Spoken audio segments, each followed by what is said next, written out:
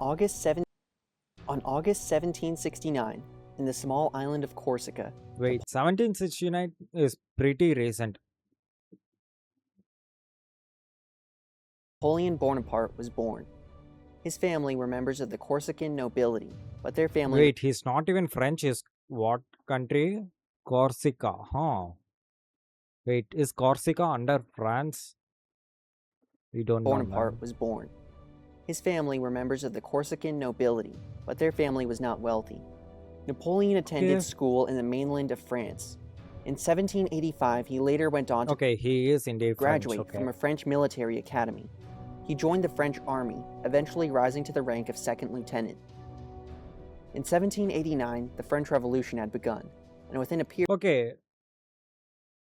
I think there was a subject or there was a lesson about French Revolution during my school, but I can't remember shit about French Revolution. Why did French Revolution happen and what is French Revolution? Let me Google it. What is French Revolution? French Revolution is a major France. It began the meeting ended with Napoleon seizing power during this time. Why did they revolve? Uh, and split into three. Okay, I want you guys to read this. Society was split into three groups: estate, the clergy, nobility, and all the power and pay no tax. Oh. Yeah, at that point, revolution has to happen. And yeah, I can understand it.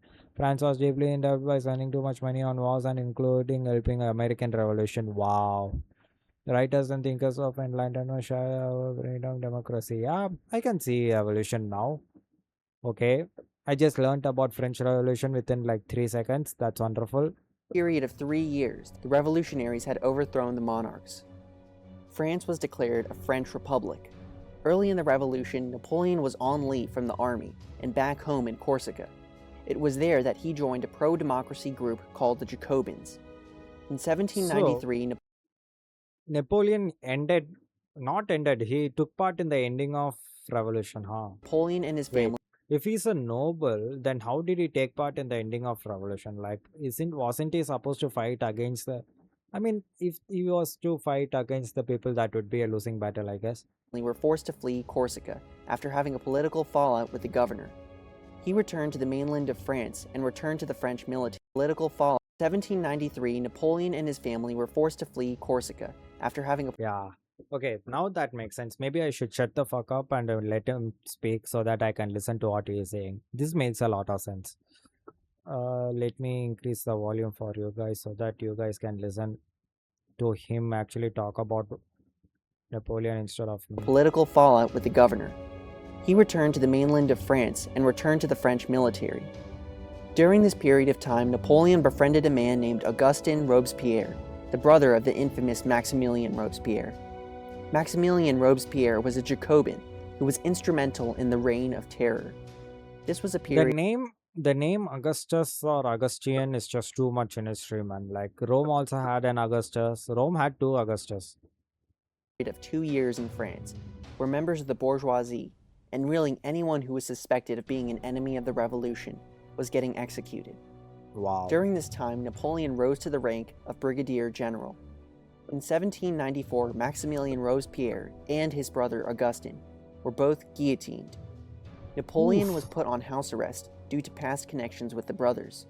The overthrow of the French monarchy birthed fear into the hearts of many European kings and queens. After all, Yeah. if democracy revealed itself to be better than a monarchy in France, then it might embolden the proletariat classes in other countries.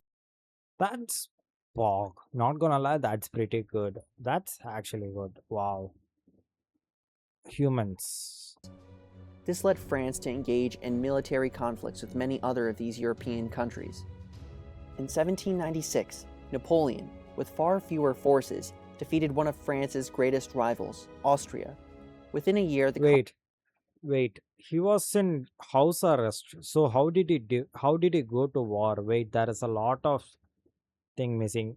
He was a noble kid. He fought against the revolution, and since the revolution was successful, he fled to his hometown. But then he had connections with like two other guys who were fighting against the revolution. So after the revolution, they guillotined the two brothers, but and Napoleon was in prison. conflict ended, defeated one of France's. In 1796, Napoleon, with far fewer forces, defeated one of France's greatest rivals, Austria. Within a year, the Okay. conflict ended with the Treaty of Camp Formio, which led to France's increase in territory.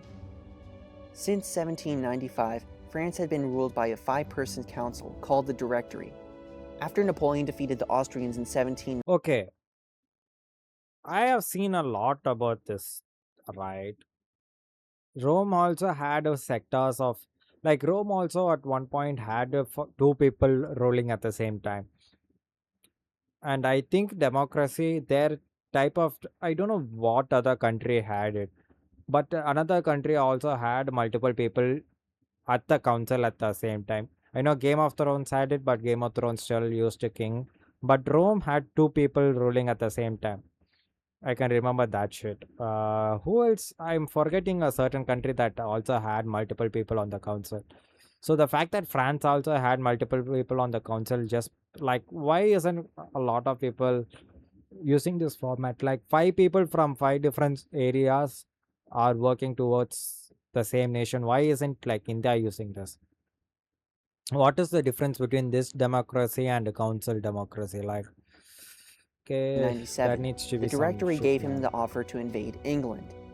He refused the offer, claiming that the French naval forces couldn't handle the British Royal Navy. Instead, he decided to invade Egypt so he could eventually cut off That's India. the British trade routes to India. At the Battle Okay, that makes a lot of sense. He invaded Egypt so that there could be a lot of trade routes to India.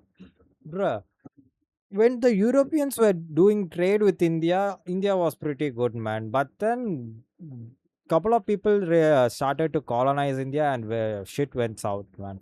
For us, that was like when shit went south, man. It was so bad after that.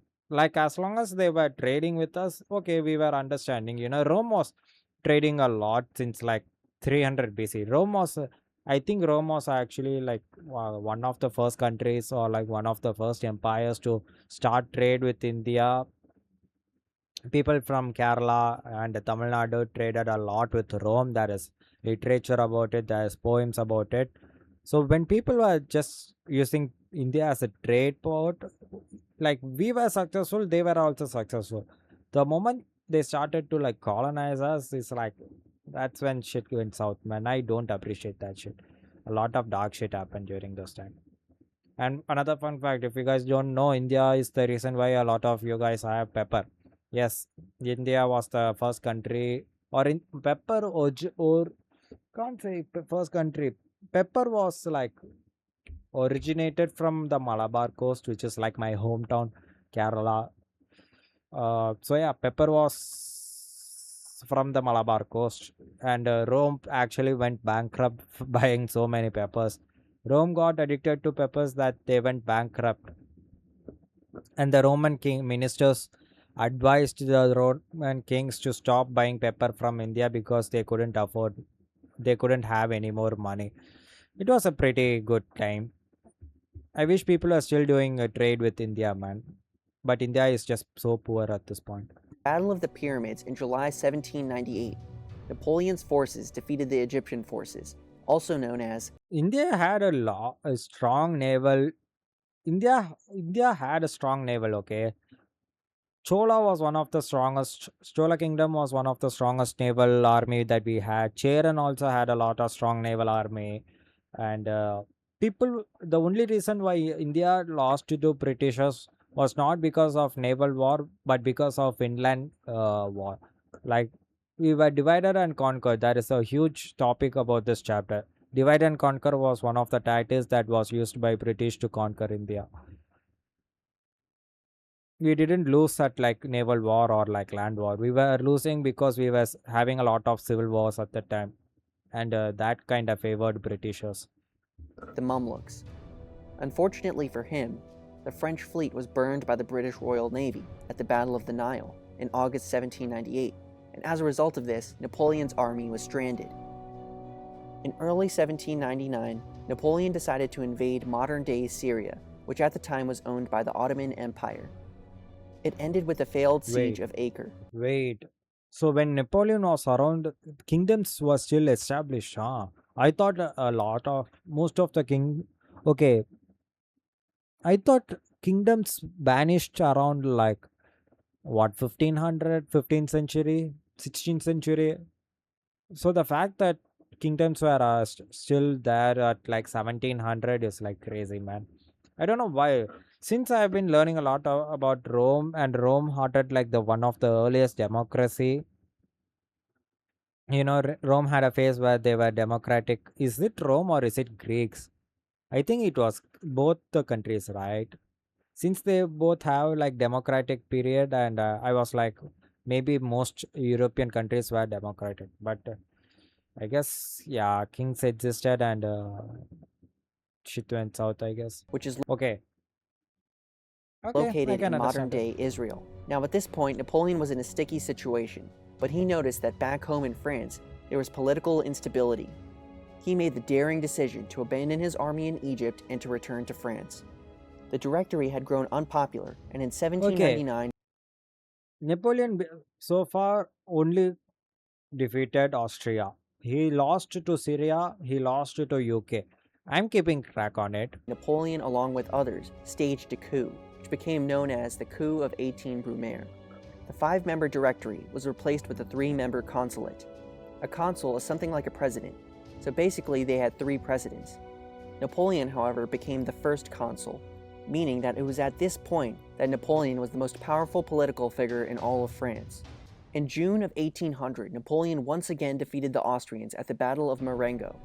This victory helped secure his position as the first consul. In 1802, the British signed the Treaty of Amiens with France. This led to a period Okay. of peace between the two countries for about a year. Napoleon realized that France had gone through many revolutions and much political turmoil in the past century. He Yeah. decided to restore stability to France by centralizing the government. He also instituted reforms in banking and education. He subsidized the arts and sciences and also squashed Okay, so Napoleon is just a lieutenant, right? his beef with the Pope. This was relevant since France was primarily Catholic. Perhaps his most important contribution during this time was the Napoleonic Code.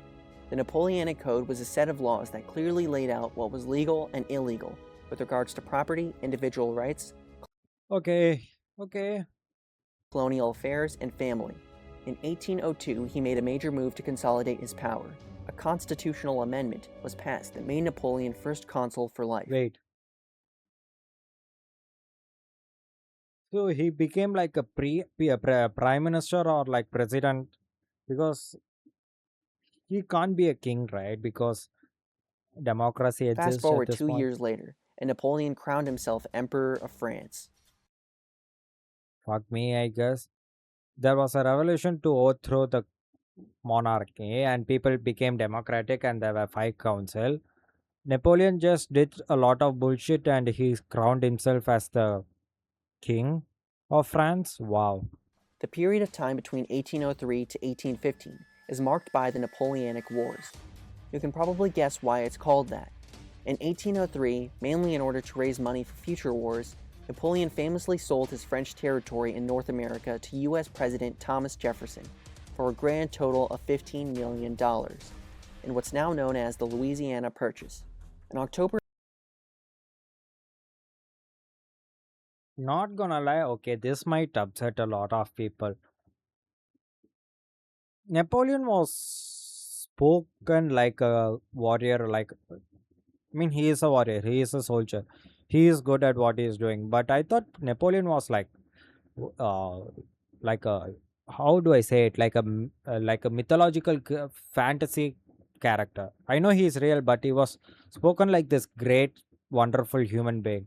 So far, there are some losses in his life. It's not all uphill. There are some downhill moments. of 1805, the British Royal Navy again destroyed the French fleet at the Battle of Trafalgar. 2 months later, however, Napoleon achieved what many consider to be his greatest victory at the Battle of Austerlitz, also known as the Battle of Three Emperors. Napoleon managed to defeat the much larger forces of the Russians, the Austrians, and also the Holy Roman Empire. Okay, Napoleon defeated the Holy Roman Napoleon is good at war. I will. Okay, I understand Napoleon now. So even though he has a lot of losses, he still was good at war. Okay, Napoleon's strongest ability or strongest skill was to understand his strength and his weakness, which is good for a human. To understand strength and weakness is good. Empire so badly that it dissolved and turned into the Confederation of the Rhine. These were smaller states located in modern-day Germany that had to provide troops and supplies to Napoleon for his future conquests. This region also served as a buffer from two of France's greatest enemies to the east, the Austrians and the Prussians. Napoleon had been screwed over by the British on several occasions, and he knew from a very young age that a direct confrontation with the British Royal Navy would surely lead to defeat. Napoleon decided that it was time for a new tactic, so he devised the Continental System. This was a large-scale economic attack on the British.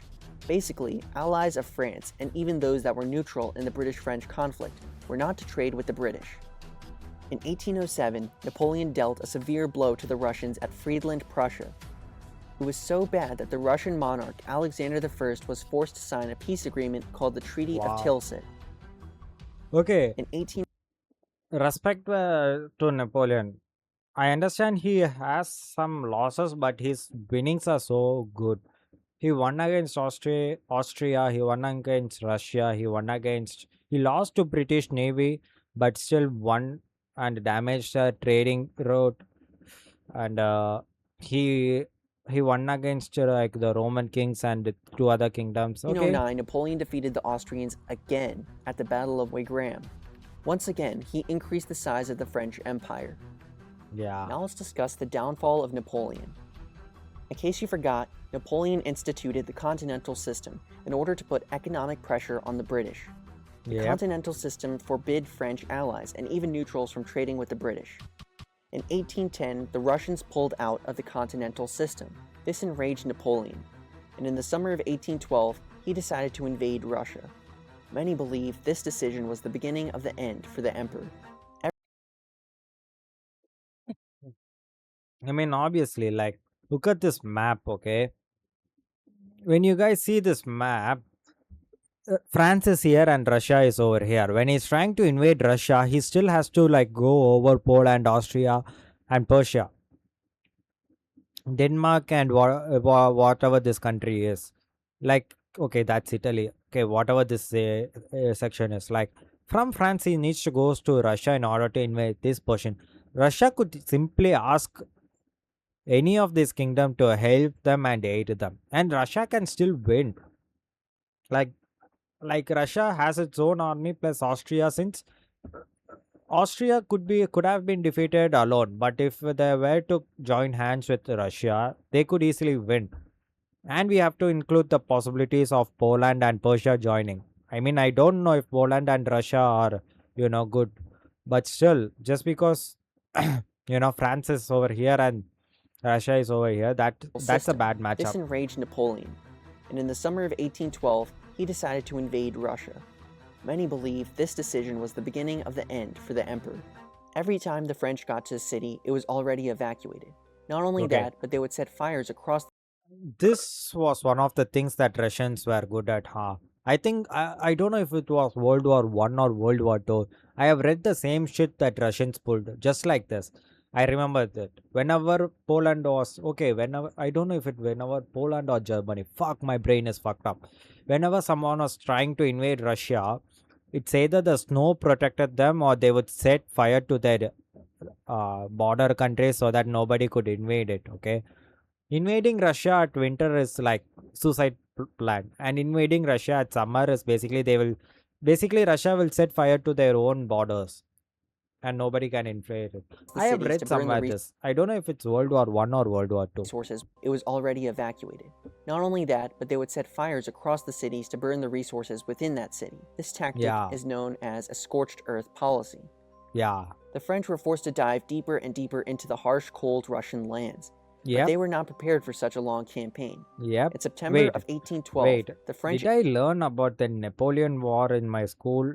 I learned about French Revolution in my school, but I don't think I learned about Napoleon at my school. I can't remember Napoleon at my school, but I know the Russian tactics of setting their borders at fire and the winters protecting them. engaged the British in the Battle of Borodino, in which both sides suffered great casualties. Eventually, Napoleon marched on the Russian capital, Moscow, but to his Okay. dismay, the Russians had already evacuated their own city. Napoleon waited for a whole month for the Russians to surrender, but they didn't. He Yeah, like that's like, oh my god. I can see why it's failing, man. Invading a empire is so hard. Invading a empire is so hard. I don't know what else I was gonna say, but like my mind was thinking about some example, and I he don't wanna realized he say didn't anything. have the resources to withstand the deadly Russian winter, so he began to retreat from Moscow on a horrible journey. The French had around 600,000 troops at the beginning of this terrible trek, but by the Yeah. end of this journey, only 100,000 had survived. While Yep. Napoleon was suffering defeat at the hands of the Russians, the Spanish, Portuguese, Okay. The first part of defeat is when you are not acknowledging and analyzing your situation. You might be good at analyzing your opponent's plus and minus, but you should always understand and analyze your situation, man. Like, he knows it was winter, he knows what was gonna happen, he could have easily retreated, man. Sometimes it's the decision of the commanders and general. and British I know there is a lot of things in mind for an emperor, he is thinking about conquering. But I feel like if he was thinking about, saving his troops, that would have also helped a lot. teamed up to drive French forces out of the Iberian Peninsula. In 1813, in the Battle of Leipzig, also known as the Battle of Nations, Prussian, Swedish, Austrian, and Russian forces teamed up to defeat Napoleon. Yep, He was forced to retreat to expected. France. And in March Expected. 1814, this coalition Like I said, people could just join hands, man. You can't expect anybody to fight alone during war, especially if you are known for winning. People are gonna join hands in order to put you down, of man. forces captured the capital of France, Paris. In April 1814, Napoleon was forced to abdicate the throne. The Treaty of Fontainebleau was signed between Napoleon and members of Austria, Russia, and Prussia, and it ended the war and required Napoleon to be exiled to the small island Elba. He tried to make a small comeback a year later. He escaped the island and returned to the mainland of France with over 1,000 supporters. He returned to Paris, and the monarch, King Louis XVIII, ran. He began what is known as the Hundred Days Campaign. He started off by rallying together a small army. He planned on taking out each of his foes one by one, rather than fighting a giant coalition as he did before. He started off by invading Belgium in July 1815. It just so happened that both the British and Prussians had troops stationed there. Nonetheless, Napoleon was victorious at the Battle of Ligny. His success, however, did not last long. 2 days Okay. later, at the Battle of Waterloo, the British and Prussians destroyed his army. Once again, Napoleon was forced to give up his power. This time, he was exiled to the British-controlled island, St. Helena. He remained there for 5 years, and he eventually died from health issues. He's encrypted in a tomb in Paris. Although Napoleon identified as a child of the Enlightenment, he did several things that contradicted Enlightenment values. He re-established slavery in Haiti, which was a French colony during his reign. During his time as emperor, he re-established an aristocracy and handed out titles of nobility to friends and followers. And perhaps the most obvious example of hypocrisy, he was a dictator. In 1799, during Napoleon's military campaign in Egypt, a French soldier discovered the Rosetta Stone. This artifact allowed us to discover the meaning behind many Egyptian hieroglyphics. No one understood the meaning Okay. of this language for close to 2,000 years. This period of time is incredibly interesting, as it's one of many revolutions that started out with the overthrow of a tyrannical, inept system of government. The masses agreed to overthrow a vicious, inept dictator in favor of a better system, only to end up back in a similar situation. That's all Okay. for this video. If you liked it, please consider donating. Okay, I know, and I have talked about humans being on the gray scale, right? Humans are not like true good or true bad. Napoleon was just an individual with a lot of ambitions, man. And you can be an individual with a lot of ambition. You need to understand your situations. Napoleon is a genius. I understand it because he has won war. Napoleon is indeed a genius. I can understand that.